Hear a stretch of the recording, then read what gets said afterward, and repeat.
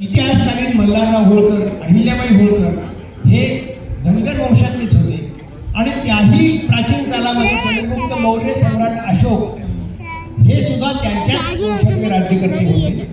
तर चला मंडळी पाहूया जोरदार धनगर डान्स सादर करत आहेत doctor Uday Aluke, doctor Hemant Borade, doctor Nitin Khairnar, doctor Rakesh Sadafar, doctor Shailesh Jadhav.